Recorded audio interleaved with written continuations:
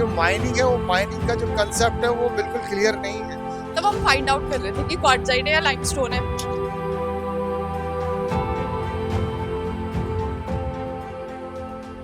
Geological point of view से लें तो हार्ड बहुत ही हार्ड रॉक्स हैं और उन हार्ड रॉक्स को प्री टाइम की रॉक्स हैं। श्री विनोद कंडारी जी ने हमारे खाने की व्यवस्था करवाई थी, तो उनका बहुत बहुत धन्यवाद करते हैं। दारी देवी की हाइट भी इसी डैम की वजह से ऊंची करी गई है, क्योंकि माँ काली की मूर्ति है जो कि दिन में 3 बार अपना रूप बदलती है।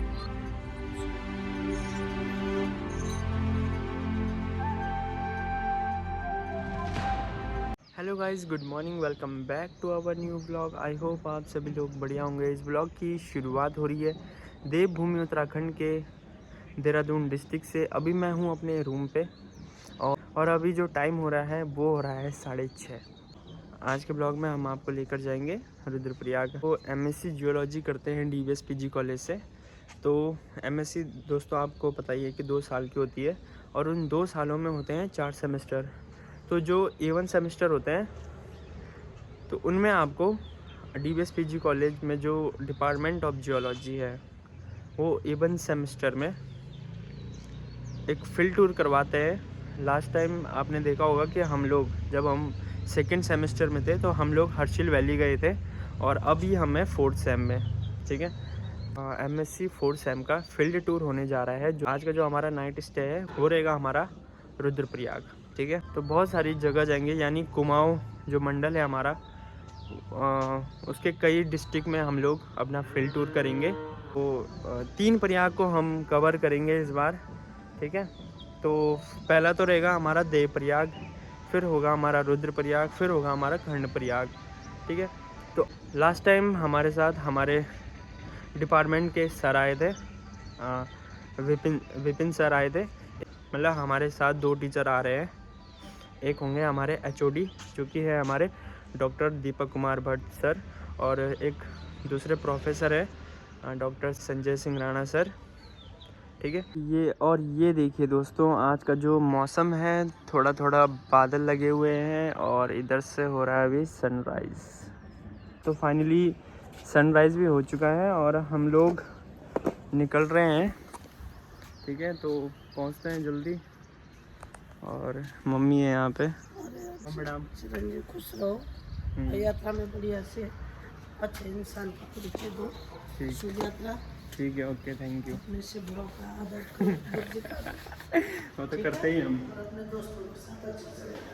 ठीक है, ओके, ठीक है, एंजॉय करना, ठीक है। ओके भाई। सारे लोग आ चुके हैं, ये अपने क्लास के हैं, ठीक है, और बैठते हैं। दोस्तों सभी लोग बैठ चुके हैं, गाड़ी निकल चुकी है और बाद बाकी जो बच्चे हैं वो अलग अलग जगह से बैठेंगे। Hi guys, so we are going on a trip. हम लास्ट ईयर भी गए थे, हम इस बार फिर जा रहे हैं and we are very excited. चलो बाकी बात। कैसे हो आप? अपने निक्की भाई, अनुज भाई और अंकित भाई भी आ चुके हैं। आ जाओ भाई, आ जाओ भाई, बैठ जाए। आज हम फिर से एक नए सफर में जा रहे हैं और नई जगह की जियोलॉजी आपको बताते रहेंगे इस सफर में। जुड़े रहिए, बने रहिए, चैनल को लाइक कीजिए, सब्सक्राइब कीजिए। अभी हम लोग आज अपना टूर स्टार्ट कर रहे हैं जियोलॉजी का एमएससी 4 के स्टूडेंट्स डीबीएस कॉलेज के, एंड माई सेल्फ प्रोफेसर दीपक भट्ट। हम लोग पहले स्टेशन पर रुके हैं आज, ये रानी पोखरी का जो फ्लाईओवर या ब्रिज कह लीजिए, इसके बाद हम रुके हैं और यहाँ पे बच्चों को थोड़ा सा एमएससी के स्टूडेंट्स को ये बेसिक आइडिया दिया गया कि यहाँ पे जो माइनिंग है वो माइनिंग का जो कंसेप्ट है वो बिल्कुल क्लियर नहीं है। क्योंकि माइनिंग अगर आप किसी भी पहाड़ को खोद रहे हैं तो वो साइड से ही नहीं खोदना चाहिए। उसका अगर मटेरियल आपको एक्सट्रैक्ट कर रहा है तो आपको बीच से निकालना चाहिए, और वो भी एक सर्टेन डेप्थ तक मटेरियल निकलना चाहिए। और ये जो हम देख रहे हैं ये जाखन राव है, और जाखन राव में पहले पुरानी रोड हुआ करती थी पर अब ब्रिज बन गया है। और जब हम इसका सोर्स देखते हैं तो एक सूर्यधार एक झील है, उससे इसका सोर्स है, पर इसको हम जाखन राव इसलिए बोल रहे हैं कि राव का मतलब ही है जिसमें कंटिन्यू पानी नहीं है, सूखा हुआ है और कभी भी बरसात में से पानी आएगा। और इस पार्ट को हम हिमालय का आउटर पार्ट बोलते हैं, आउटर हिमालयन बोलते हैं। और शिवालिक, ये शिवालिक पहाड़, शिवालिक हिमालय है अमेरिका से, अब इसके बाद हम आगे की तरफ बढ़ेंगे, फिर आपको अपडेट करते रहेंगे।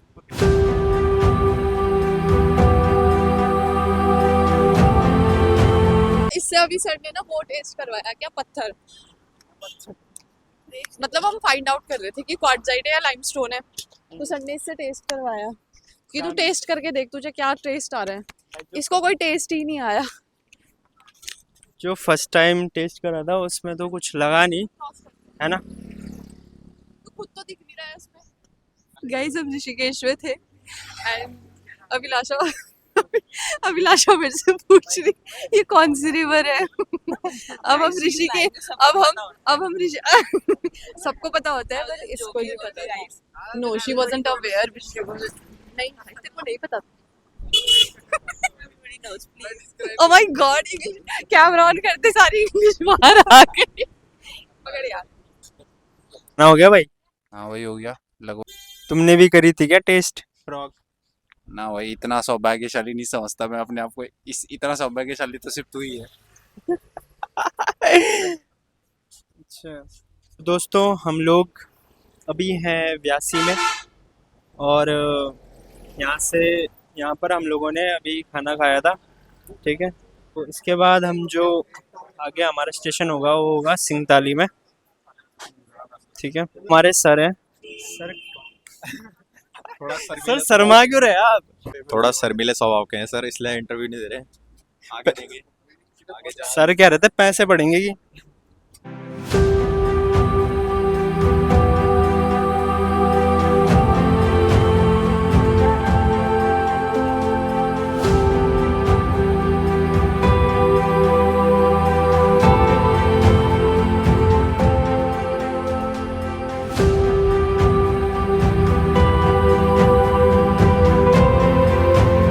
फाइनली दोस्तों हम पहुंच चुके हैं देवप्रयाग। तो ये देख सकते हैं यहाँ से जो ये नदी आ रही है, ये वाली, ये है भागीरथी नदी और ये है अलकनंदा, और ये आगे जाकर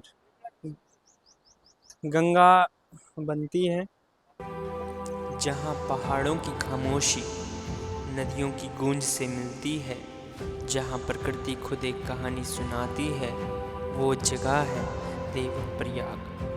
देवप्रयाग सिर्फ एक शहर नहीं बल्कि आस्था, इतिहास और प्रकृति का संगम है। यही वो पवित्र स्थान है जहाँ दो महानदियाँ अलकनंदा रिवर और भागीरथी रिवर एक दूसरे से मिलती है और इस मिलन के बाद जन्म लेती है माँ गंगा रिवर। इस संगम को देवप्रयाग नाम इसलिए मिला क्योंकि मान्यता है कि यहाँ देवताओं ने तपस्या की थी। देव यानी भगवान और प्रयाग यानी संगम। देवप्रयाग में खड़े हैं और देवप्रयाग की जो स्पेशलिटी है कि देवप्रयाग में दो नदियों का संगम है, और जब ये दो नदियों का संगम होता है तो इसी के बाद इसका नाम जो लिया जाता है वो गंगा है।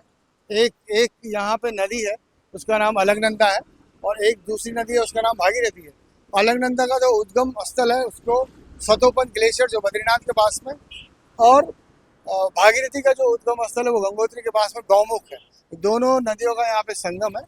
एक नदी को पुराने इतिहास की तरफ जाएं तो एक नदी को सास बोलते हैं और एक नदी को बहू। तो सास का मतलब है भागीरथी नदी और बहू का मतलब है अलकनंदा। तो यहाँ पे जो सेटलमेंट है देवप्रयाग का वो तीन पर्वत श्रृंखलाएं मान सकते हैं। एक को गिद्धांचल बोलते हैं, एक को दसरांचल और एक का नाम मैं अभी मुझे याद नहीं है। तीनों में सेटलमेंट है और देवप्रयाग की एक स्पेशलिटी है कि यहाँ एक ही कम्युनिटी रहती है। जो बद्रीनाथ के पुरोहित हैं वो देवप्रयाग में वास करते हैं, 6 महीने यहाँ रहते हैं, 6 महीने बद्रीनाथ रहते हैं। यहाँ का जो स्पेसिफिक फीचर है, अगर जियोलॉजिकल पॉइंट ऑफ व्यू से लें तो बहुत ही हार्ड रॉक्स हैं और उन हार्ड रॉक्स को प्री-कैम्ब्रियन टाइम की रॉक्स हैं। बेसिकली उन रॉक्स का नाम है फिलाइट। वो फिलाइट रॉक्स यहाँ पे हैं। कभी भी कोई भूकंप, अभी तक जितने भी बड़े भूकंप आए तो देवप्रयाग में एक दरार किसी मकान पे नहीं आई। इसका मतलब कि ये बहुत हार्ड रॉक्स हैं जिसकी वजह से यहाँ पे कोई डिस्टर्बेंस नहीं हुआ। तो ये है दोस्तों देवप्रयाग। देवप्रयाग यानी देव प्लस प्रयाग, देव यानी देवता, प्रयाग यानी नदियों का संगम। तो जो हमारी दो पवित्र नदियां हैं, अलकनंदा और भागीरथी। अलकनंदा आप देख सकते हैं, ये है, और भागीरथी नदी ये है।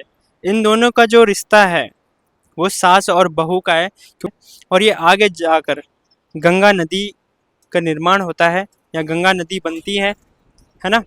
और यहाँ आप देख सकते हैं कि ये रघुनाथ टेम्पल है, हमारे पीछे है जो रघुनाथ टेम्पल है। इसकी जो कहानी है, ये 10वीं और 11वीं सदी में ये मंदिर का निर्माण हुआ था। मान्यता ये है कि भगवान श्री राम ने रावण का जब वध किया था, तो उन पर ब्रह्म हत्या का दोष लगा हुआ था। इस दोष से मुक्त होने के लिए भगवान श्री राम ने यहाँ पर तपस्या की थी, जिस कारण से उन पर जो ब्रह्म हत्या का दोष था वो समाप्त हुआ, या उस दोष से ये मुक्त हुए थे। और एक और है कि देव शर्मा नामक एक ऋषि थे, उन्होंने इस जगह पर तपस्या की थी, जिस कारण से भी इस जगह का नाम देवप्रयाग पड़ा है। ठीक है, तो एक और स्टेशन है, यहाँ देखिए आप सब्सिडेंस का एग्जाम्पल। रोड पूरी धंस चुकी थी। ठीक है, हेलो गाइस, अभी हम लोग यहाँ पे हैं मलेथा गांव में, जहाँ के विधायक जी श्री विनोद कंडारी जी ने हमारे खाने की व्यवस्था करवाई थी, तो उनका बहुत बहुत धन्यवाद करते हैं इस व्लॉग के ज़रिए। ये यहाँ पे उनका ऑफिस है, हमने थोड़ी देर यहीं पे रेस्ट किया, उसके बाद इस रेस्टोरेंट में उन्होंने हमारे खाने की व्यवस्था करवाई थी। और ये गांव मलेथा गांव पड़ता है, जो कि श्रीनगर से आगे है। और यहाँ की एक ख़ास बात है कि यहाँ के वीर भड़ माधो सिंह भंडारी जो थे, इसी गांव के थे, जो कि उत्तराखंड के एक बहुत ही जाने माने फाइटर रहे हैं। और वीर भड़ जो गढ़वाली में जो कि ब्रेव इंसान को कहा जाता है, वीर भड़, तो वो इसी गांव के थे। यहाँ से ये इलाका पूरा शुरू हो जाता है, गांव तो उनका आगे है, बट ये मलेथा इलाका पूरा शुरू हो जाता है यहाँ से। तो इसके बाद हम लोग जाएंगे श्रीनगर, और उसके आगे एक सीरो बगड़ लैंडस्लाइड है, वो भी आप लोगों को दिखाएंगे। किन कारणों से ये हुआ होगा वो आप सभी को दिखाएंगे। भाई कौन सा लैंडस्लाइड है इसके बाद? खलिया सॉल्ट लैंडस्लाइड। और सीरो बगड़ भी है कि? सीरो बगड़ का तो वो नदी की, हाँ नाम है उसका, बगड़ का अर्थ है मतलब वो। और क्या बताऊं मैं, बाकी जब आगे जाएंगे तब देख लेंगे। ठीक है। तो अब हम श्रीनगर से थोड़ा सा आगे पे पड़ता है श्रीनगर डैम। इसको बेसिकली श्रीनगर कोटेश्वर डैम बोलते हैं। और जैसे कि आप वहाँ पर देख सकते हैं, वहाँ पे जो ये गेट्स आपको दिख रहे होंगे, इन गेट्स के थ्रू पानी जाता है अंडरग्राउंड और सीधा आगे नदी में छोड़ दिया जाता है, ताकि बीच में जो भी कंस्ट्रक्शन का जो काम चल रहा है उसमें डिस्टर्बेंस ना आए, क्योंकि ये डैम अभी ढंग से बना नहीं है। बट इसकी हाइट ऊंची करी गई है, क्योंकि जो धारी देवी का जो टेम्पल है उसकी वजह से इसकी भी धारी देवी की हाइट भी इसी डैम की वजह से ऊंची करी गई है, क्योंकि धारी देवी माना जाता है कि जितना जनरेशन इसका चाहिए था उतना बन नहीं रहा था, तो इसमें पानी का वॉल्यूम बढ़ाया गया। और यहाँ पे जो सुपर ग्रुप पाया जाता है वो नॉर्दर्न अल्मोड़ा सुपर ग्रुप है, जो कि गढ़वाल रॉक्स और कुमाऊं रॉक्स को सेपरेट करता है। तो दोस्तों अभी हम लोग जा रहे हैं धारी देवी मंदिर में। ठीक है, तो ये यहाँ से गेट है धारी देवी मंदिर जाने का। तो दोस्तों मैं 2020 में आया था, जब हम 11th में थे, तो इंस्पायर कैम्प में आए थे हम। तो लास्ट दिन हम लोग यहाँ पर आए थे माँ धारी देवी के दर्शन करने। और कहा जाता है दोस्तों कि जो धारी देवी है उन्हें 4 धामों का रक्षक भी कहा जाता है। माँ काली को ये मंदिर समर्पित है। मेटावॉल्केनिक्स रादर, आई थिंक सो। अगर हम धारी देवी टेम्पल की बात करें नीचे, तो जो स्टार्टिंग जहाँ मंदिर स्टैब्लिश था वो इसी मेटावॉल्केनिक के ऊपर था। ठीक है, पर अब वो नया सेटल हो गया है। उन्होंने कोशिश करी उस पूरे जो हमारा वो जो जिस पे धारी देवी स्टैब्लिश थी उसी पत्थर को उठा करके यहाँ लाए हैं, बनाया है। दीज आर द धारी वॉल्केनिक्स, मतलब famous thing means in respect to the lithology, धारी वॉल्केनिक्स। तो ये मंदिर से पहले एक मार्केट है, जहाँ से आप लोग मंदिर के लिए प्रसाद वगैरह ले सकते हो।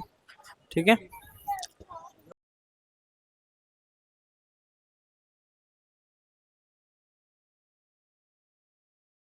यहाँ पे जूते चप्पल उतारेंगे और फिर हम लोग करेंगे मंदिर के दर्शन। तो ये देखिए दोस्तों, ये है माँ धारी देवी का मंदिर। माँ काली की मूर्ति है जो कि दिन में 3 बार अपना रूप बदलती है।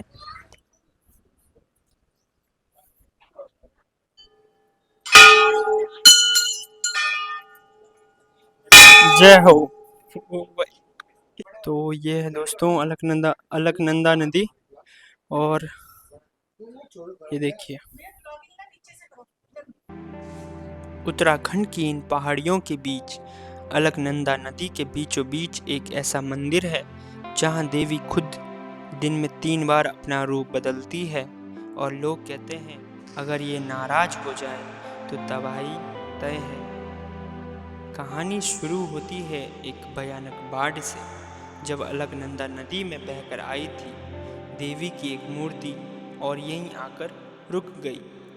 रात में गांव वालों को एक आवाज़ सुनाई दी, मुझे यहीं स्थापित करो, मैं तुम्हारी रक्षा करूंगी। लेकिन असली रहस्य तो अब शुरू होता है। कहते हैं सुबह ये देवी एक छोटी बच्ची जैसी दिखती है, दोपहर में एक जवान महिला और रात होते होते एक वृद्धा, यानी एक ही दिन में जीवन के 3 रूप। और फिर आया साल 2013 जब मंदिर को उसके असली स्थान से हटाया गया। लोग कहते हैं उसी शाम आई थी वो विनाशकारी बाढ़ जिसने पूरे उत्तराखंड को हिला दिया। क्या ये सिर्फ एक संयोग था या देवी का क्रोध? क्योंकि कहानियाँ तो बहुत हैं लेकिन सच हमेशा छुपा रहता है। दोस्तों ये मंदिर है जो अलकनंदा नदी के बीच पर एक चट्टान के ऊपर स्थित है। ये मंदिर कहा जाता है दोस्तों जब NTPC का श्रीनगर हाइड्रो इलेक्ट्रिक प्रोजेक्ट जब बन रहा था तो देवी की मूर्ति को अस्थायी रूप से हटाया गया था, जिसके तुरंत बाद केदारनाथ में भीषण आपदा आई थी।